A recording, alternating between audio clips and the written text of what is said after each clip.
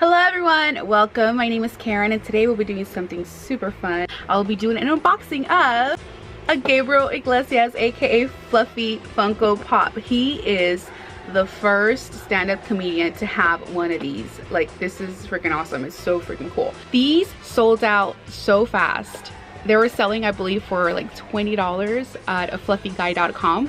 Now you can find them on eBay and everybody else is selling them for like $80. Prices are more than doubled now. So I'm very, very grateful and very happy and thankful that I have one. The only reason I have one is because I know somebody that knows somebody and they gave me one.